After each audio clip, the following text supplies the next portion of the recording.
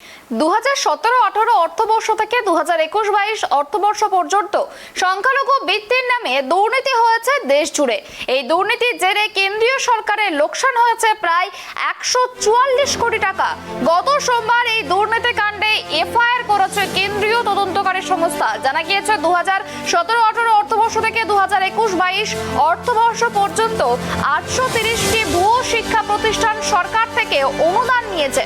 এই ঘটনায় সরকারি কর্তা ব্যক্তিরাও জড়িত থাকতে পারেন বলে সন্দেহ করা হচ্ছে। আর এই আবহে অজ্ঞাত পরিচয় সরকারি আধিকারিকদের নামে এফআইআর করে দুর্নীতির তদন্ত শুরু করেছে সিবিআই।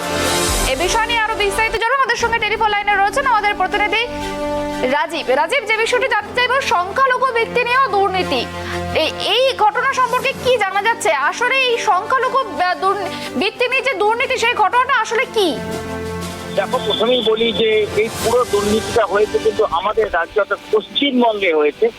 মূলত জানো যে সংখ্যালঘু মন্ত্রক অর্থাৎ union ministry of minority affairs, সংখ্যালঘু মন্ত্রক, তারা সংখ্যালঘু ছাত্রছাত্রীদের তারা স্কলারশিপ দেয় এবং 3 ধরনের স্কলারশিপ আছে, প্রি ম্যাট্রিক, পোস্ট ম্যাট্রিক এবং তার উপরে 3 ধরনের স্কলারশিপ মূলত দেয়। 6টি সম্প্রদায়ের মানুষ ছাত্রছাত্রীরা এই স্কলারশিপ পায়।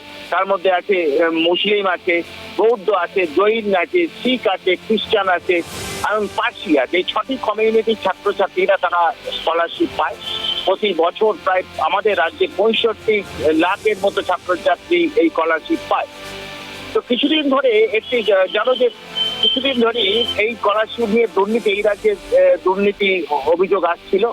কারণ এই স্কলারশিপের টাকাটা মূলত কেন্দ্র যখন আবেদন করা হয়, বিভিন্ন শিক্ষা প্রতিষ্ঠানের মাধ্যমেই আবেদনটা করতে হয় এবং সেই আবেদন করার পর সেটা ঠিকঠাক থাকলে তখন সরাসরি সেই ব্যাংক তার সেই ছাত্রছাত্রী যে বেনিফিটেড হয়, যে বেনিফিশিয়ারি ব্যাংক অ্যাকাউন্টে চলে যায়।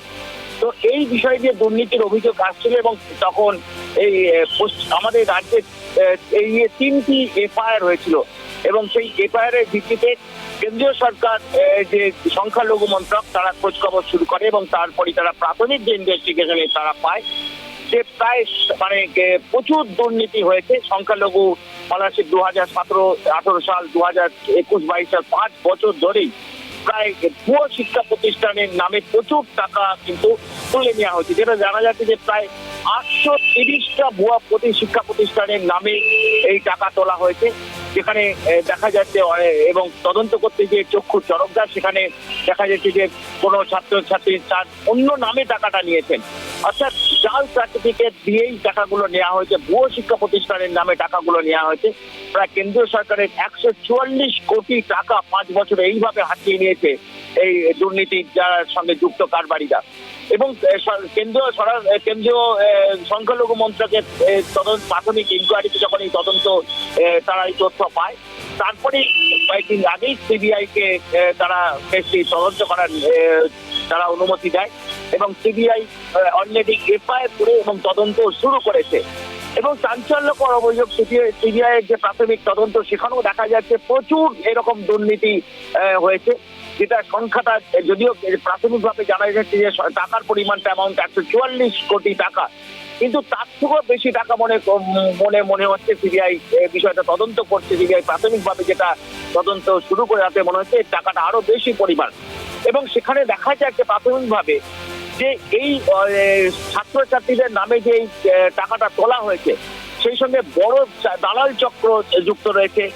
স্কুল অথরিটি অর্থাৎ বিভিন্ন স্কুলের যে অথরিটি তারা শিক্ষক বলো বা ক্লারিক্যাল স্টাফ বলো, তারা যুক্ত রয়েছেন এমন অভিযোগ এমন পাওয়া যাচ্ছে। সরকারি কর্মচারী, পাবলিক আন্ডারটেকিং এর কর্মচারী, ব্যাংকের কর্মচারীরাও যুক্ত, অর্থাৎ তারা যে জাল সার্টিফিকেট এবং অনেক জনপ্রতিনিধিও যুক্ত বলে পাওয়া যাচ্ছে। কারণ তারা যে সার্টিফিকেট গুলো পাচ্ছেন, অর্থাৎ যে সংখ্যালঘু যে সার্টিফিকেট গুলো পাচ্ছেন, মূলত জনপ্রতিনিধিরা দেয় বা সরকারি অফিসাররা দেয়।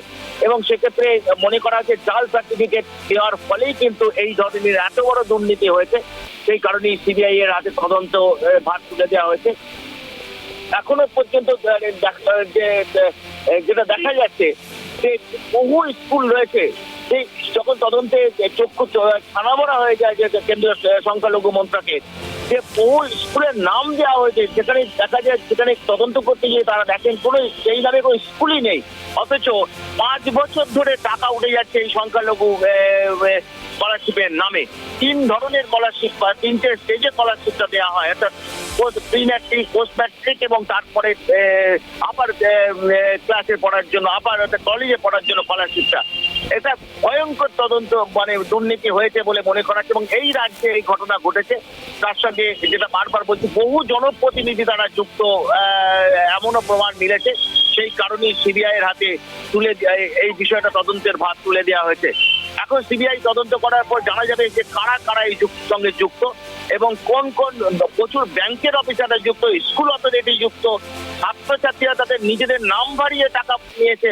অর্থাৎ সমস্ত বিষয়টা স্কলারশিপের, অর্থাৎ সংখ্যালঘু স্কলারশিপের নামে ব্যাপক দুর্নীতি হচ্ছে এই রাজ্যে।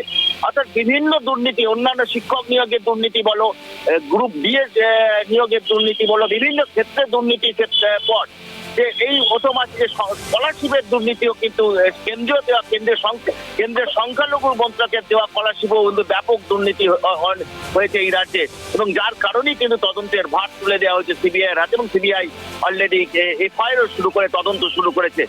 আপাতত তদন্ত এখনো পর্যন্ত, যেটা আমরা তদন্তের অগ্রগতি এখনো পর্যন্ত আমরা জানতে পারিনি, তবে মনে করা হচ্ছে যে সারা রাজ্য জুড়ে এই দালাল চক্র ছড়িয়ে আছে এবং এরপরে যখন তদন্ত এগোবে এবং তাদের জানা যাবে তারা কারা কারা যুক্ত।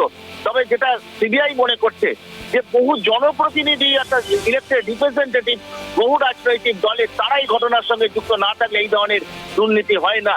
কারণ সংখ্যালঘু সম্প্রদায়ের যে সার্টিফিকেট, সেই সার্টিফিকেটটা মূলত জনপ্রতিনিধিরাই দেন, অর্থাৎ এখানে জনপ্রতিনিধিরা যুক্ত এবং পরে যখন তদন্ত এগোবে তখন আরো পরিষ্কার হয়ে যাবে যে কারা কারা কোন দলে কোথায় কোথায় কারা যুক্ত এবং এটা তবে একটা বিশাল চক্র, অর্গানাইজ ক্রাইম, তাতে কোনো সন্দেহ নেই। সেই জন্যই সিবিআই কিন্তু আটঘাট বেঁধে তদন্তে নামছে। একেবারে অনেক ধন্যবাদ রাজীব। যে বিষয়টা জানতে পারলাম যে সংখ্যালঘু ব্যক্তি নিয়ে যে দুর্নীতি হয়েছে, ইতিমধ্যে সেই দুর্নীতির তদন্ত শুরু হয়ে গিয়েছে সিবিআই এর পক্ষ থেকে এবং এই যে দুর্নীতি, এই দুর্নীতিতে সরকারের প্রায় 140 কোটি টাকার মতো লোকসান হয়েছে। সেই কারণের জন্যই এই তদন্ত শুরু হয়েছে সিবিআই এর পক্ষ থেকে এবং এই দুর্নীতির সঙ্গে বিভিন্ন জনপ্রতিনিধিরাও যুক্ত থাকতে পারে বলে তারও কিন্তু প্রমাণ মিলেছে বলে জানা যাচ্ছে।